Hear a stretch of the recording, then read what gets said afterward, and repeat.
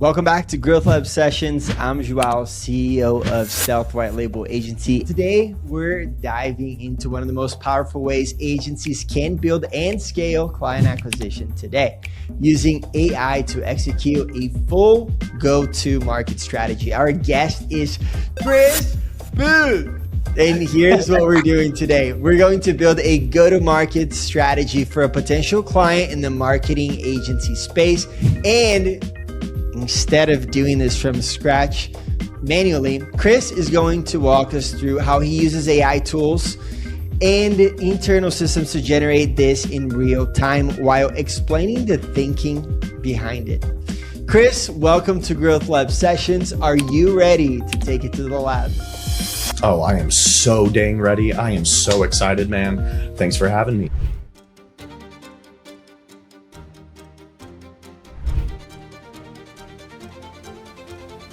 If you're an agency owner looking to scale, you definitely want to explore our solutions at Stealth White Label Agency. With 14 years of experience and over 120 niches, we've been helping agency owners not only fulfill for their clients, but also acquire new clients so you can only focus on scale for your agency. If you're interested, definitely DM me, Joao, on my Instagram or comment below and somebody's gonna reach back to you. Back to the podcast. And do you think that somebody watching that doesn't have this pre-built strategy in their Claude can follow along and do the same thing? Yes. And so that's a great question. If I were to start from zero, literally from zero, not a single thing, what I would do is I would go download Chris's GitHub. No, well, that is probably what I would do. Oh, you don't have to rebuild the wheel. This is where I'd go on that. But seriously, what I would do is actually I'd get a little creative. You're listening to this call here. I would have one of my agents, or you're listening to this talk. I would have one of my agents go and extract the transcript. I would say, listen to that transcript. I would just go tell Claude. I don't even need to make it sound this fancy. Go tell one of my agents. I would open up Claude Code. I would give it the link to this talk and say, hey, can you get me the transcript from this? I think they talked about some good ideas. Then I would say something to the effect of, Chris talked about how we need to think about our stages and our revenue cycles, our channels, and then we need to think about our ICP and where they exist against these channels. And then what we want to do from there is we want to generate a few things. We want to go research them. We need to generate context. So let's go research them using some scrapers. Ideally, we would probably use something like spider.cloud. Maybe, there's, I think, crawl4AI. There's a bunch of different cool tools out there. So let's go out and research them. And once we've researched them, let's start thinking about different parameters. Let's start thinking about the industries they can sell to. Let's start thinking about the titles they can sell to. Let's think about the segment. Maybe we're not appropriate for enterprise, maybe mid-market. Let's think about, again, the angles or the pains that resonate with those people. And what you'll do is, I would suggest, hey, Claude, with all of that context that Spider just went and got us, I want you to go back and forth with me to help me drill down on those ICP parameters. And so you'll go back and forth. And from there, when we've drilled down on those ICP parameters, when we've made them as deterministic as possible, what we're then going to do is say, hey, let's generate some strategies from these. And so right now, that's where it's gotten to for us. And again, Joao, I've suggested we're going to give these skills to everyone. So they're actually going to get to see the logic and how it triggers the next thing and the next. But I do not want to make this sound like it's something it isn't. It is not that complicated. All you have to do is sit down and talk to the machine. Yeah. It even brings up, I think, a more important point here, that in this very near future, this new AI reality, operating is not a competitive moat anymore. It used to be all that mattered, in fact, that if you were an operator, you had value. Because let's think about it. You're in the village and someone's like, let's go get some deer. And they're sitting around thinking of all the plans on how to go get the deers. And then, well, there's a hunter that went out and he's walking back into town with the deer. Operators have more value than ideas guys. But in the very near future, this switch is going to flip. That operating is not your competitive moat because agents will do it for you. So what is your competitive moat? It is your creativity, but creativity does not exist in a vacuum. It is your creativity paired with your iteration tempo. How quickly can you apply your creative ideas? And so I would encourage, it's as simple as you need to sit down and just talk to the machine. Be creative, but be creative quickly. Hey, This is an extreme. Chris, just as a side note, Yeah. do you think that AI is going to become original? Well, that's an even more fundamental philosophy question if we believe that original thought exists and all of these things.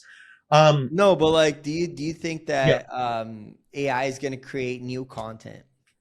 Yeah, well, that's like the argument I think, or more pressing thing for us to answer is: do we believe any humans have ever generated original content? Like, has every human just mutated off of the human before them? Because yeah, I believe that to some degree that's what this is going to do. Because there's kind of this argument that Well, it even generated with a new opinion, right?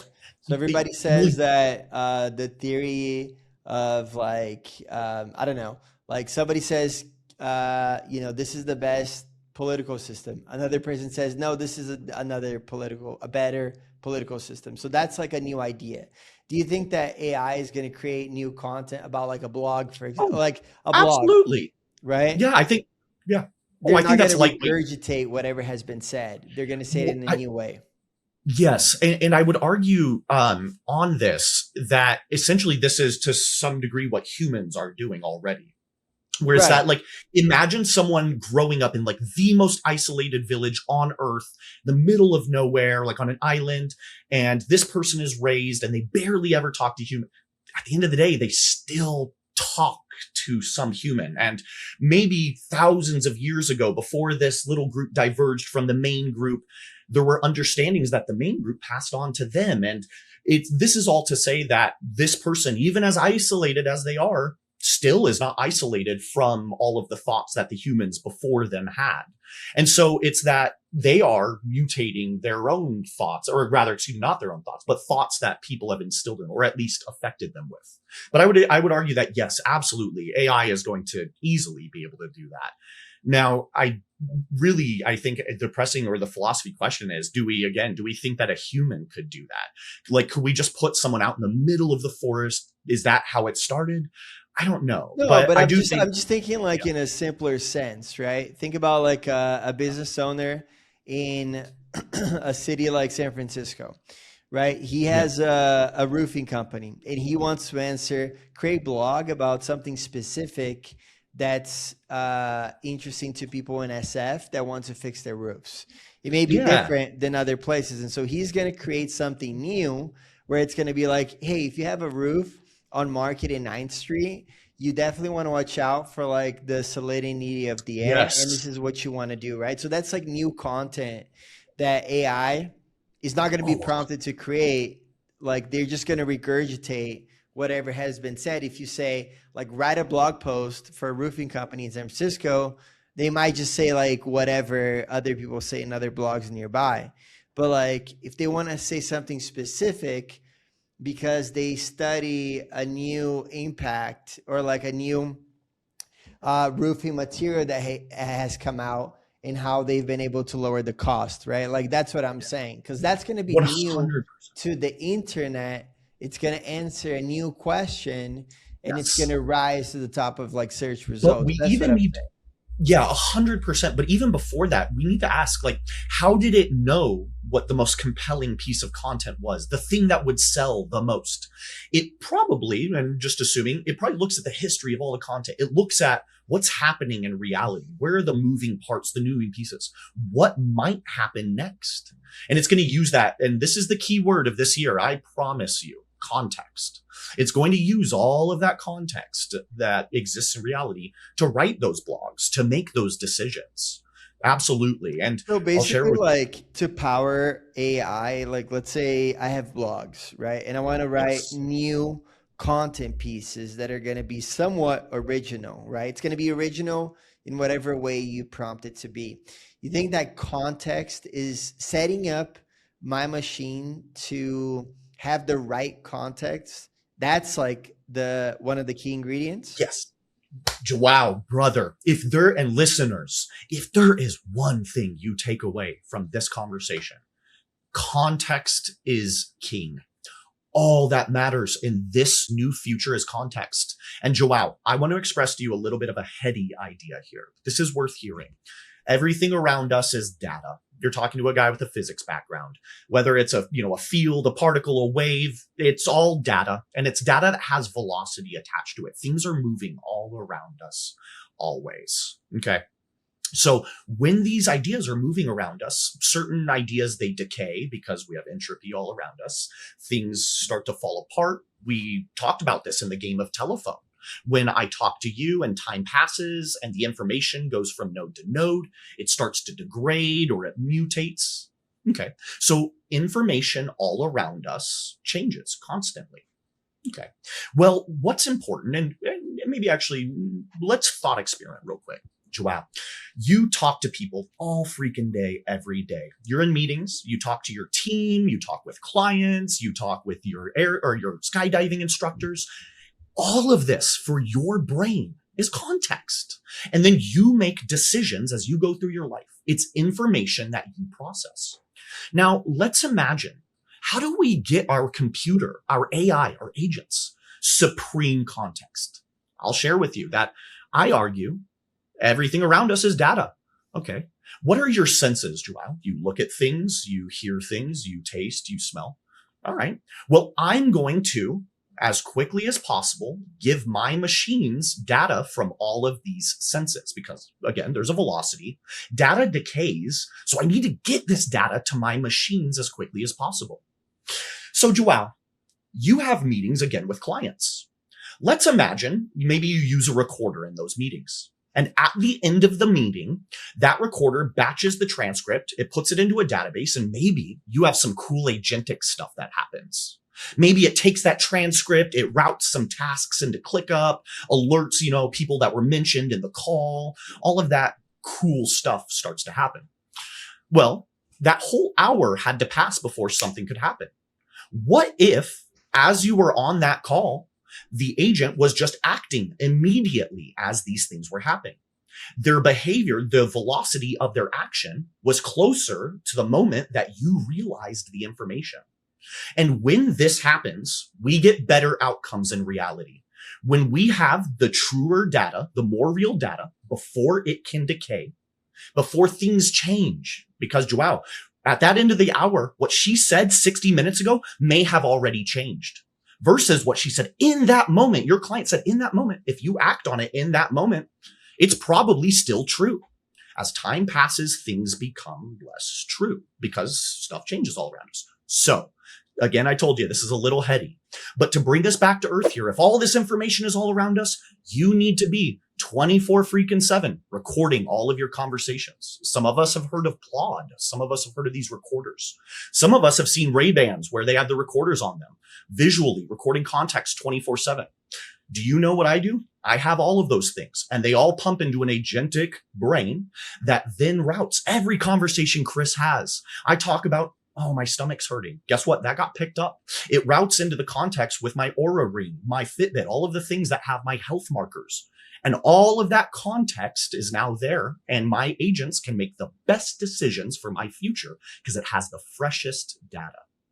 So I will stand on context, amass it, amalgamate it, get good at getting data. And then there's some secondary concerns. We need to organize it. We need to figure out how to think it. One really important thing on that is the routing of the context that you're creating, right? So for example, Facebook is really great at creating context for what products, content to show you, right?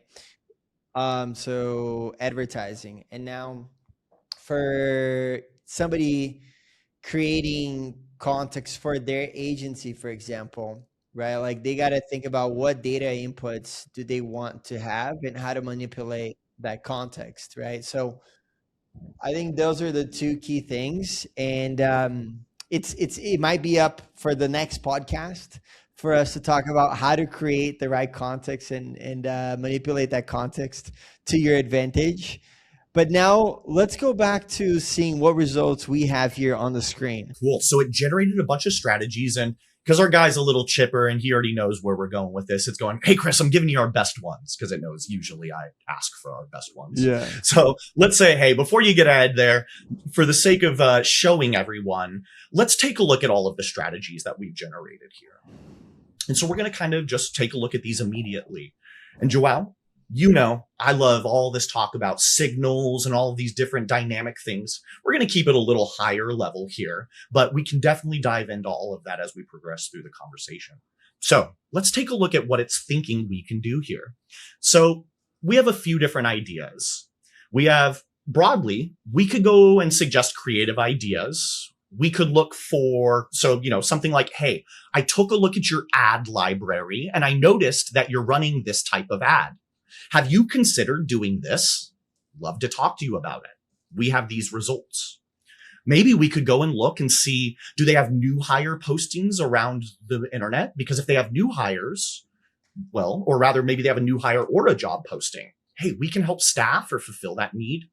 We could go after lookalikes in our own pipeline. So, hey, we took this, you know, gym chain from this to this. The funnel is yours. Would love to give it to you. And then it says we could even get a little more narrow. Those are your broad ideas.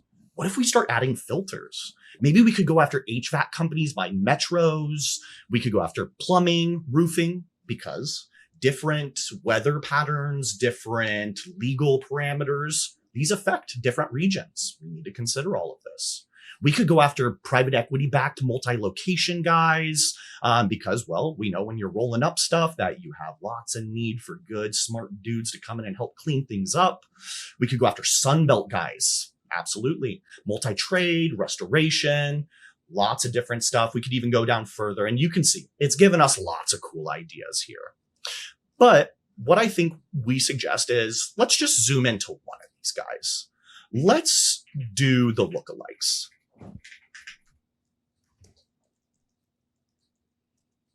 And so what's going to happen here is it's going to then start to generate our copywriting for our campaign that we have just selected. And for those listening, Chris, this guy in front of you, is deeply opinionated about all things copywriting.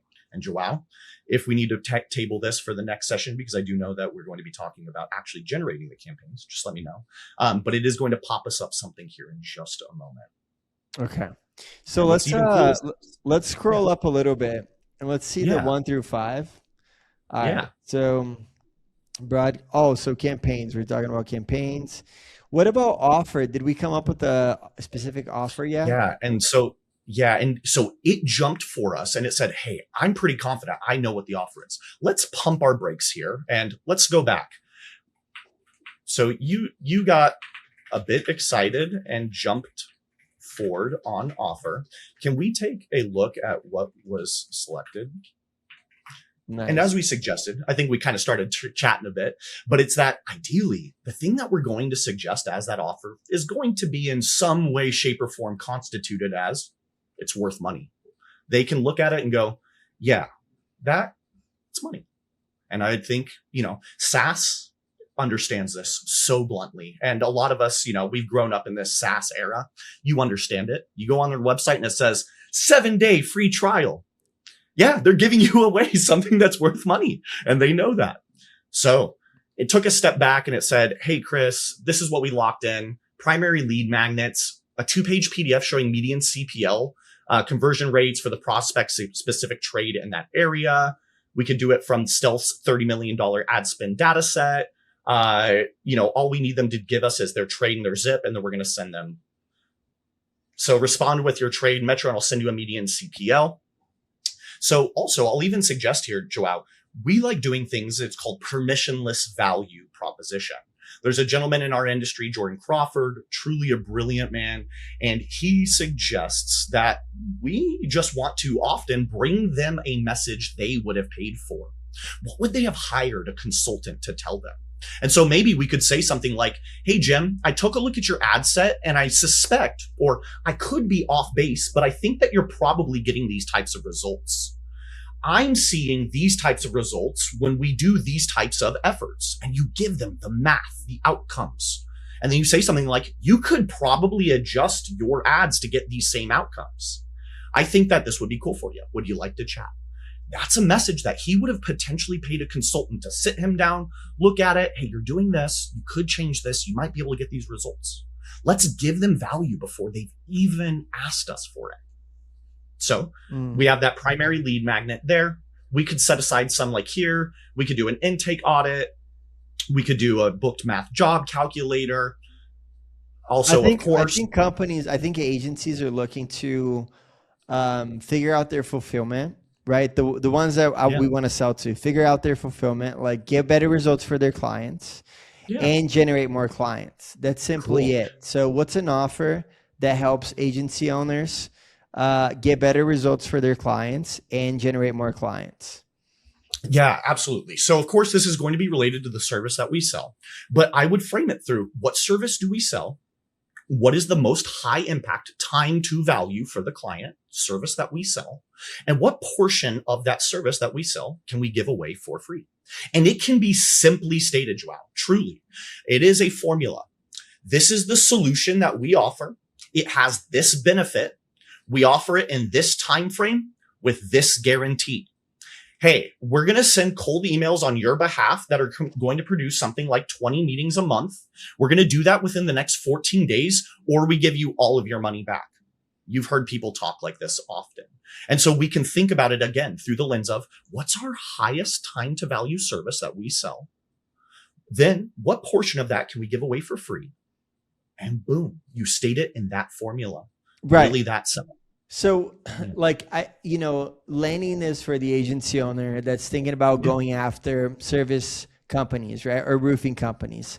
If I was watching this class and thinking about it, okay, how do I apply it to Joao's case? Yeah. He said that his ideal customer is Qualify Me, right? Yeah. I have his website. I have Qualifies Me website. Yeah. And they are already a great customer. So I would ask Claude something like, what's a great offer for Qualify Me based on everything that you know about their website and with everything we know about Stealth White Label? Create the best offers that we can include in our outreach messages that make it about them and not about Stealth. Boom. Cool. So just to kind of clarify also, we have zigged and zagged a little. We went over to the trades here. So the lead magnets that are being suggested are definitely more appropriate for someone that would be a home service. But remember, we got that context at the beginning of the call where we had our agent go out and scrape all the marketing stuff. So what we're going to suggest to it here is say, hey, let's actually go back to that marketing work we were doing and let's just see what we could potentially offer them as a lead magnet. So we're going to have our agent jump back a little bit and it's going to go back and consider them. And playing with AI is fun. Oh, absolutely. It's an infinite game. Yes, absolutely. Like the more you play with it, like the more ideas come up, the deeper into the hole you go. Absolutely. Absolutely. 100%. We're doing some crazy things with AI for blogs. You know, we're managing a lot of blogs and creating a lot of blogs and monetizing with the AdSense. It's kind of nuts, dude. I got to tell you more about it. I would love to check it out for sure, dude. Definitely sounds cool. Yeah. Yeah. It's interesting going from selling service to just generating content online and monetizing that. Yes. Because it's like a much different scale, you know? Yeah. Oh, dude, I want to hear so bad. Absolutely. Dude, there's so many cool things that are just doable right now. And man, literally in your own language, just as you suggest, man, we're doing this cool stuff over here. You know, I'll share with you too, even outside of our agency and the things that we're doing here. Dude, I've built multiple other companies. I have multiple cash flowing projects that are just on the side that before yeah, they would have been months of work and time and commitment that now we're just able to pop them up. And in a short amount of time, we're able to get them again, cash flowing, profitable. And really, it comes back to that conversation, the thing I referenced earlier, creativity. That is all that matters right now. How creative can you be? And how fast can you go? Yeah. And I think also really important is the context that you have within yourself, because you and I have been in the agency space for some time. We have also been in the tech space for some time.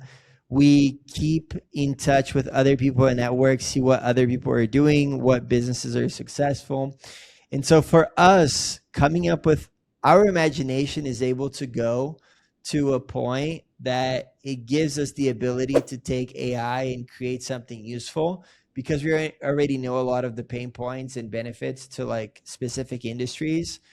And so I think for people listening and getting experience, like the most important thing you should do is getting context for yourself, like experience for yourself. So you have that context and you know how to create with AI, right? I agree. Like I think So that's it's not only about imagination. It's like specific. Like yeah, your imagination has to be specific to solve something real, right? And so, just to exemplify this, everybody has a CRM, right? mhm. Now, how can you use AI to make the jobs of salespeople more effective? And so that's Yes. something that my experience of being a salesperson for tech companies using like different softwares like Salesforce and High Level, as well as being an agency owner and managing a sales team, I have very good context on how to create a solution with AI to make salespeople more effective, right? And so Mhm. I'm now able to go and create software that will be smart and solve a solution. And Yeah, so I'm doing that currently, right? Which is also something it'd be fun to share with you. But I think absolutely. like for people that are listening to this, it's like you need to have those ideas around the industry you're going after. And then you have to get into this rabbit hole of using AI in order to create solutions for what you're solving, right? Absolutely. Are you Joelle, following along with me, Chris? I am so in, and yeah, just deep, like it's church is, I am in just the deepest level of agreement with you.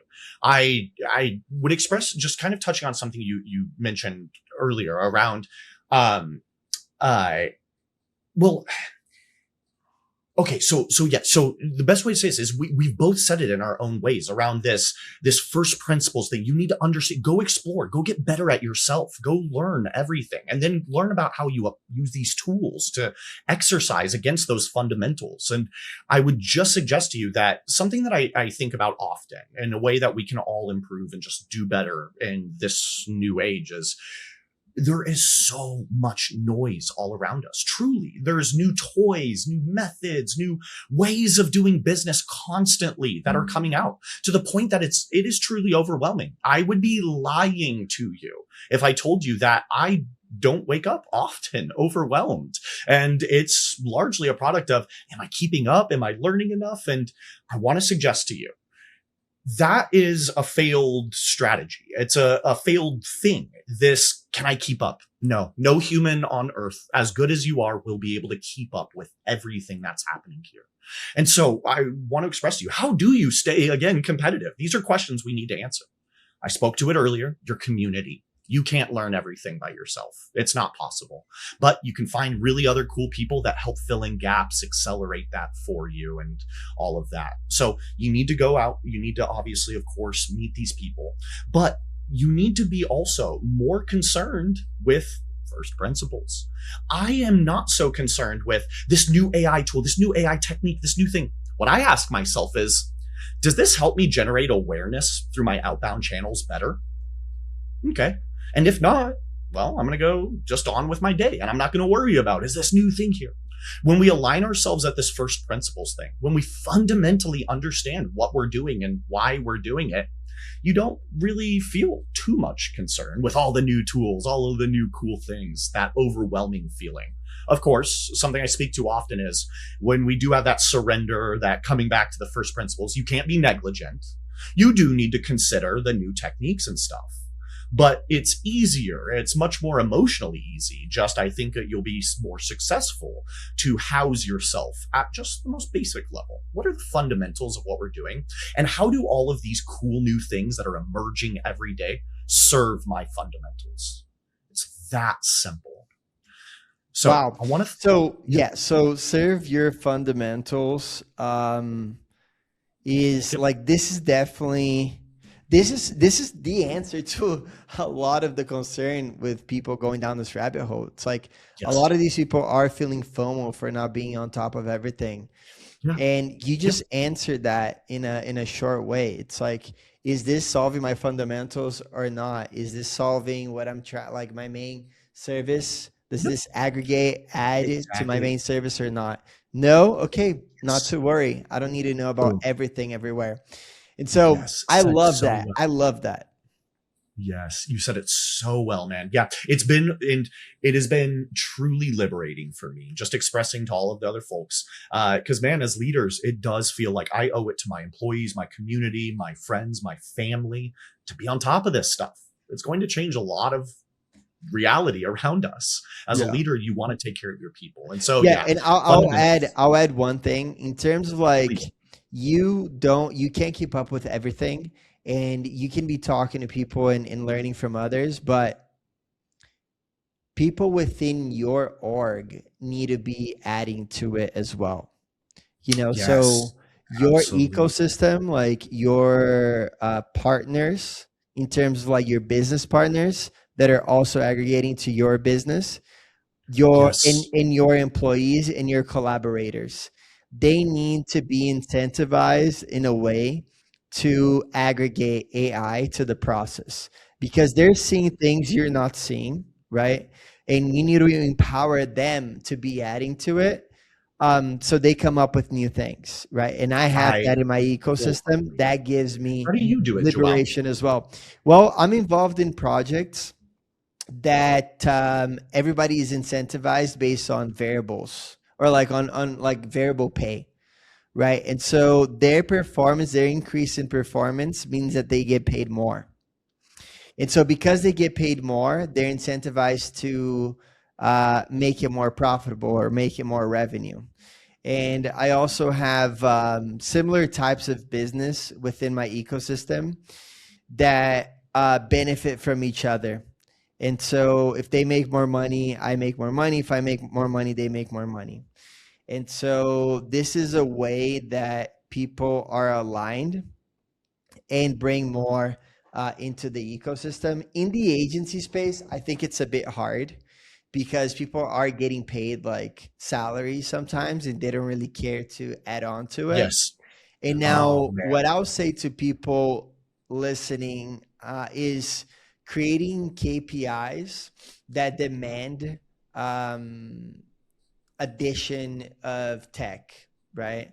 And so like this is a little bit hard to organize. Like I can't think of a way to organize it. I don't do it right now, but you need to have some sort of like KPI driven that they need to hit certain like metrics of adding AI to the process. And so for leaders, like that's something that we do a little bit of. For leaders, it's like the leader of the design department. She needs to use AI to create a higher productivity somehow, and she needs to present that in leadership meetings. I think that's kind of like the way I would go about it in traditional agency models. 100%. And I would even just urge the the listeners here, that you want to take a perspective as a leader in your org. You are responsible for time to flywheel. Yeah, you got to make it rain. You got to set vision, all of those important things. But time to flywheel is supremely important. Your job, again, Joao, Chris, all these guys. Yeah, we started the company because we love going out and building things and getting our hands dirty and all of this stuff. But the other side of it is I've got to go keep doing that. I need to go make it rain. I need to set vision. I can't be here constantly holding everyone's hand, setting up all the AI stuff, but it's important. And so your job as a leader is consider, have I set up the flywheel for my org to enable them to implement these types of tools? That's where it stops for you. And Joao, we do very similar. I'll suggest and corroborate that it would be that our leaders, anyone that's in a leadership position, we have something like once a month, we want to see one completed project from you. And every Friday, you're going to present your progress and where you're at. And so if it's not completed, obviously, you're going to present to the team what you're doing, what you're working on, the new techniques. And well, Chris set that up, got that going. And now the team is running it and it's happening. And so Time to Flywheel made that happen. And now it's going in the org. And I don't have to hold all their hands, but we're making it happen. So I just express Time to Flywheel. All right, amazing. Yeah, I think that's awesome. So going back here to your screen. Let's take a look at it. So it's thought of a few things here for us. It's suggesting a lot of assets. So niche vertical playbook, which in my opinion is okay. It says something like a 7-page playbook on how B2B SaaS cracked acquisition into a regulated vertical, med spas with generic agency tactics. We could do agency benchmark stuff. So owner take home, fulfillment cost churn, ARPU versus agencies that look like theirs. Now, 1-page memo on margin leakage. And I want to suggest to you that as I'm reading through these, I think they're okay. They're not anything that I'm super compelled by. And generally, again, I'm going to come back to this thing. Our offer needs to have something that they can understand. Inherently, it's worth money here. When we sell to someone, there's kind of a triangle of things we sell to. It could be that we sell to save them money, make them money, save them time. Sometimes the further up market we go, you would maybe state it as better, faster, cheaper. Better is a risk reduction, cheaper is cost savings, faster is a higher velocity. And whenever we have these triangles of these 3 points in sales, we want to choose 2 things to sell to. I'm going to accelerate this for us. And I'll tell you, agency owners care about basically one thing. Can this make me more money? Can this save me more money?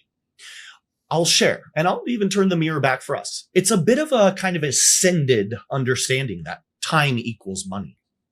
This tends to be a more upmarket understanding. We see this across millions of emails, that the further up market we go, we can speak to time a little more because, well, folks that are C-levels at a Fortune 500 company understand easily that that time is worth tons and tons of money.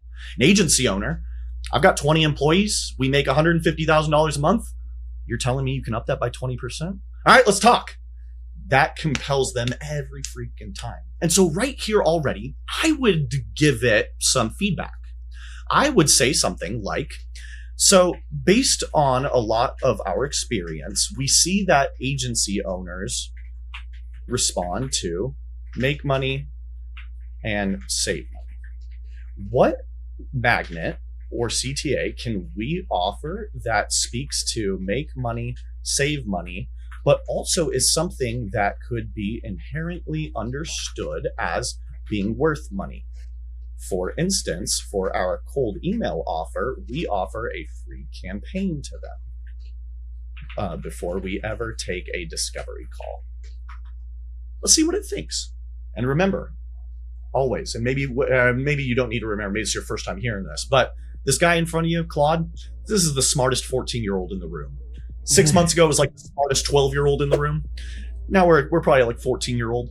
But it is that, we're going to have to give it some of these kind of different nudges. Yeah.